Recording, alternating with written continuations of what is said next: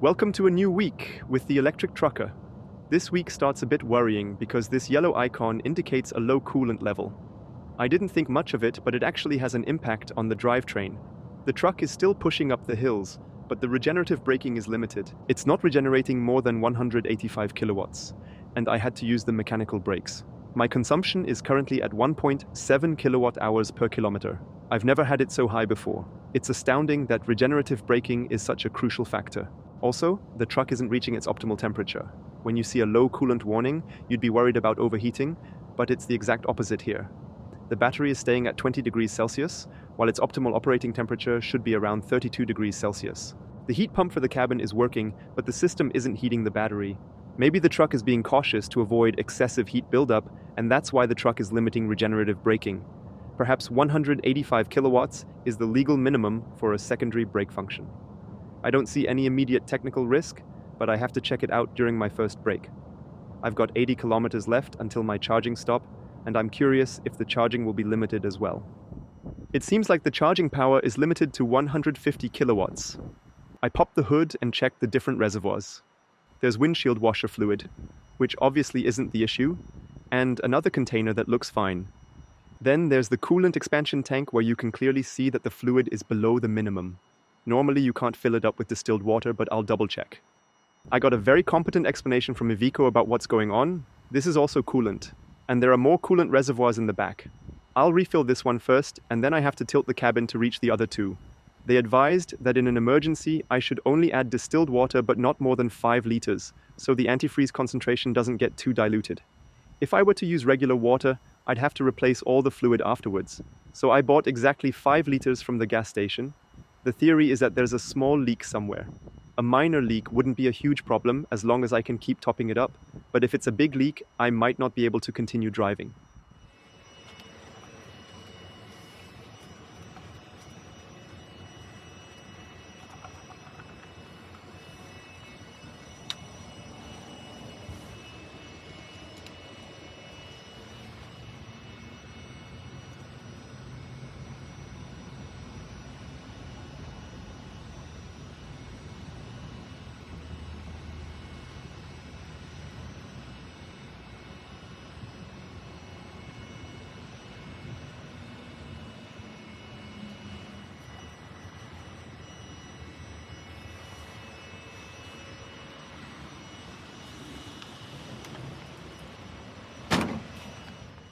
I repositioned the truck, and the first refill didn't clear the error message.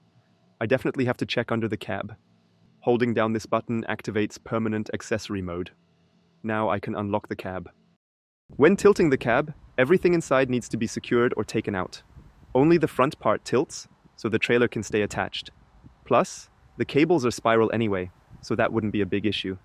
Then the hood has to be opened first. You unlock it on both sides, and then there's a remote control for tilting.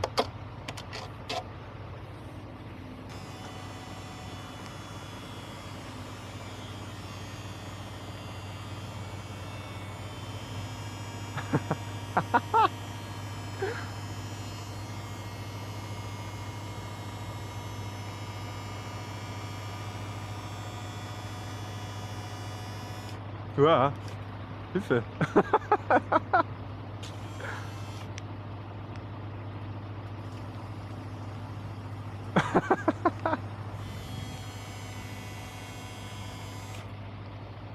Uah. Hilfe.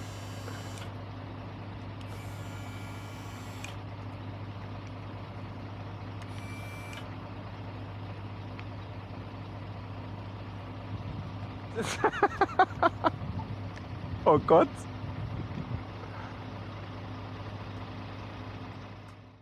Now I've got a clear view, and I can already tell that one of them does not look great. That reservoir doesn't look good at all. So, dann.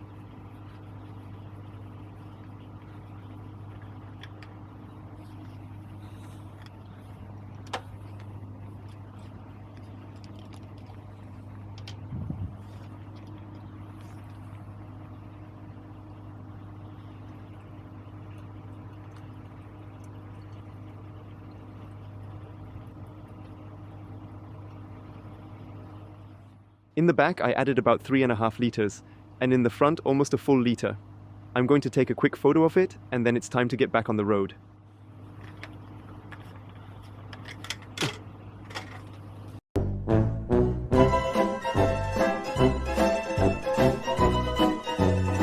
Good news!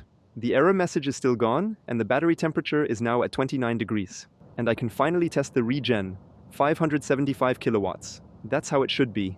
Everything seems fine again. I don't know if the coolant was lost in the last 2 days or over the past few months, but I have to admit, I've never checked it before. The first scenario would be bad, and the second one would be more manageable since I could keep driving for months. But besides keeping an eye on it, there's nothing I can do about it right now. I now have 66 empty pallets in the back. I've also already received the info that I'll pick up the next load tomorrow, a bit further north. I'm heading to Lichtendorf Süd to charge, and then I'll see how much further I can go. The stress this morning was kind of exciting, but now I'm getting tired and want to get some good sleep.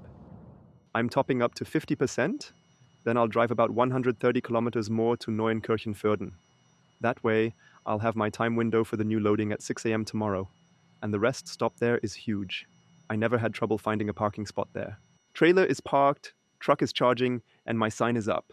I'd say the day is done and I'm looking forward to my bed. See you tomorrow. I always see some wild things at the rest areas at night. Here's an orange Cybertruck being towed by the Iveco Daily. This seems to be a promo vehicle, and they're trying to get it registered somehow. It's such a weird vehicle when you see it in person. Good morning.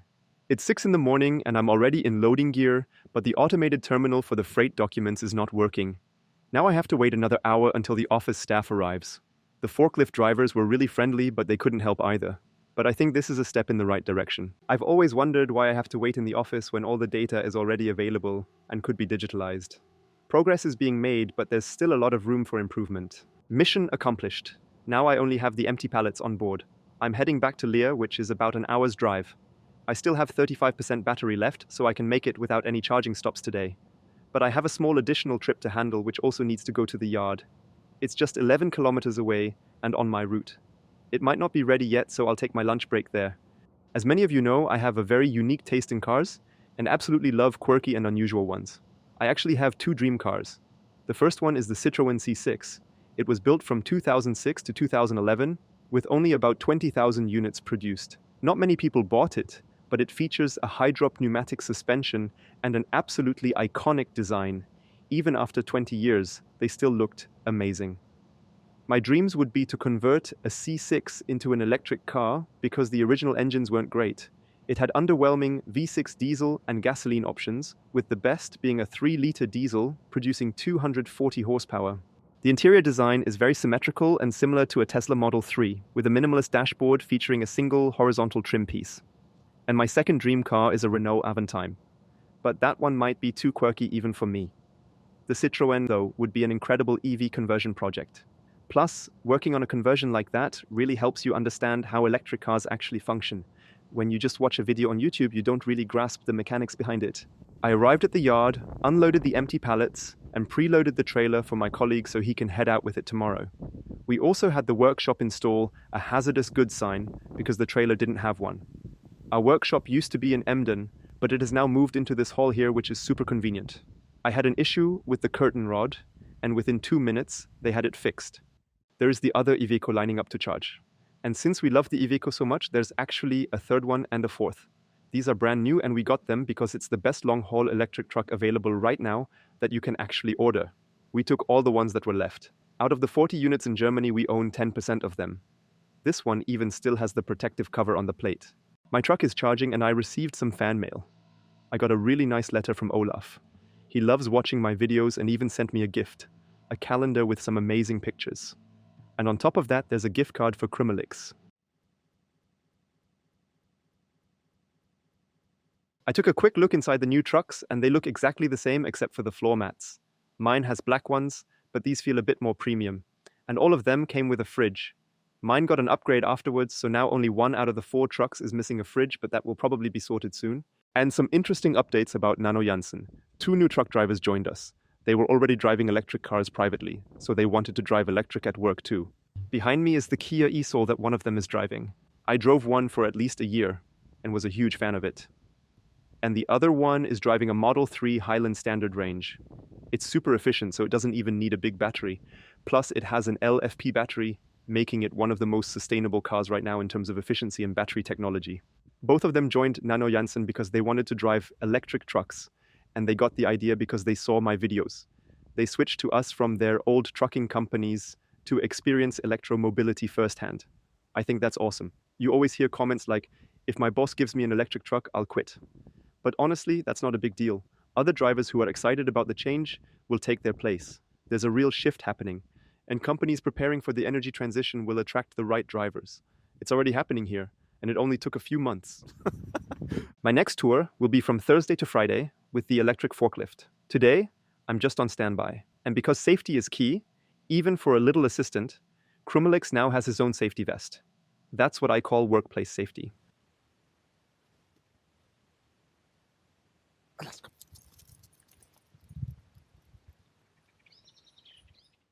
Good morning. I just mounted my electric forklift. You drive the forks in and need to make sure to extend the legs fully, because if they're too close, it won't lift high enough. Then you lift it up, extend the two support legs, chain it, and hang it in such a way that it rests on the supports and is secured in the chains. You plug the electrical connection in just like a trailer and you're good to go. Now I'm heading to a construction site in Oldenburg. I'm a bit early because I've given myself some extra time to make sure everything goes smoothly. We're going there with 2 trucks, and I'll be the forklift driver for both trucks today. It's all new for me, but I'm optimistic that everything will work out, and I'm really excited to be out with the forklift. The truck battery was at 87% because I heated it overnight, but I plugged it into the charging station while I grabbed a coffee and used the restroom. Now the batteries are pre-warmed at 28 degrees Celsius, and I'm leaving with a 100% charge. This ensures optimal consumption. It's not too cold today at 6 degrees Celsius, but it definitely helps. When driving with a forklift, many people mention that the vehicle drives unevenly or gets destabilized at the back, but I don't feel that at all. But my truck is now 17.5 meter long, a meter longer than usual. When I take turns, I have to pass more closely so the back doesn't swing too wide. I was a bit nervous last night because I heard I'd be loading cable drums, which is really tricky as a forklift driver because you can't grab them properly and they're super heavy, but today it turned out it's just regular pallets. Last night I was nervous because I would have to do everything alone. But that's also how you learn the best. You have to be brave and just do it. You won't get anywhere with theory alone. And an important update, I checked the coolant level again, and the level was almost where I topped it off, which suggests it has a minor coolant loss. This could have been an ongoing issue from the start, but it's not critical right now.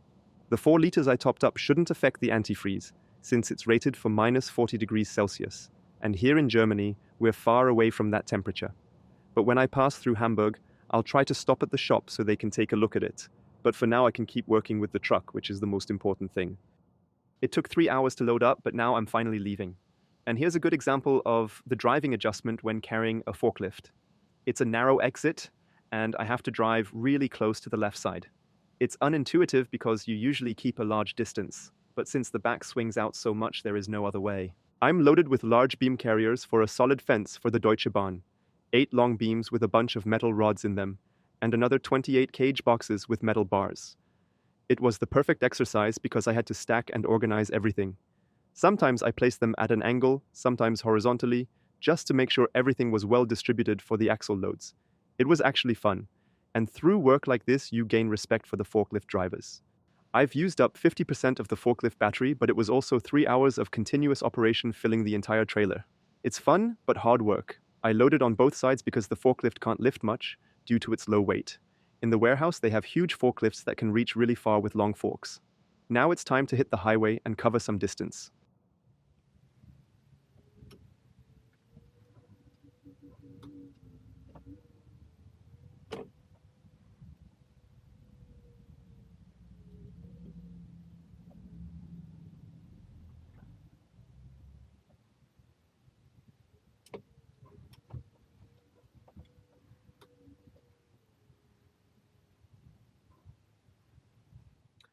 I'm now in Hohenwarsleben, which is directly across from the unloading spot.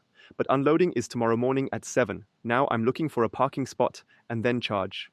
The consumption was relatively high today. We had rain and wind, and in the winter consumption is also generally higher, because cold air has a higher density, which requires more energy to drive through.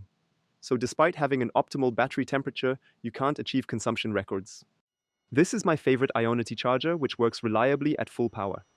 The forklift is at 50%, but unloading tomorrow will be faster and easier, and for the follow-up tour I won't need it anymore. But I was curious and walked around the building looking for a Shuko socket, but I couldn't find one.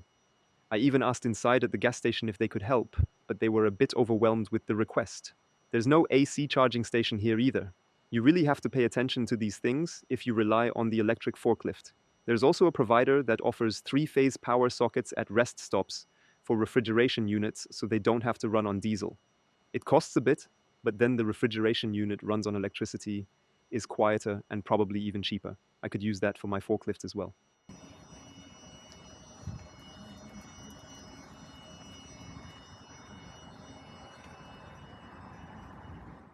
It's 7 a.m., and I'm at my unloading site, but they have their own forklift.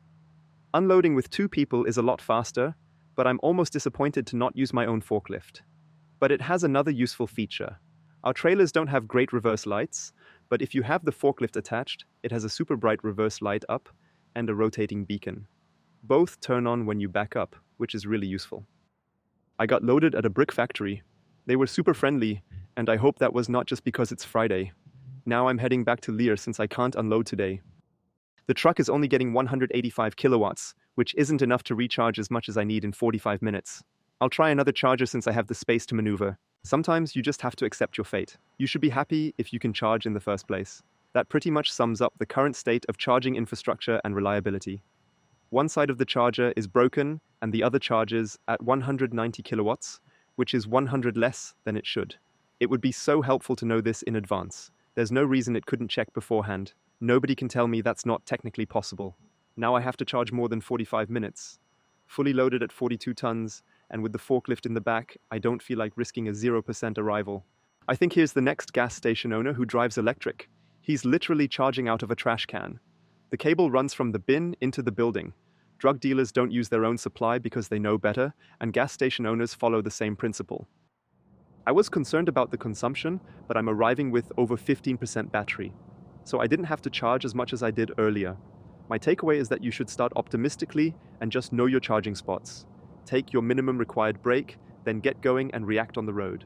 Constantly adding buffer time everywhere just eats into your weekly mileage. Knowing your charging parks gives you flexibility to react when necessary and is the smarter way to handle long-haul EV trucking.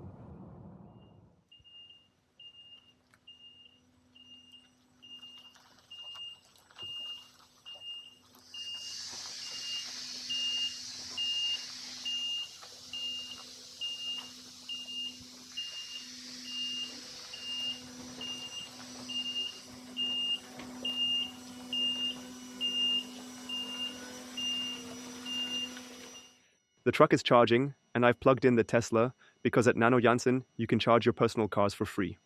But it's just a couple degrees above freezing, so it's only charging at 50 kilowatts.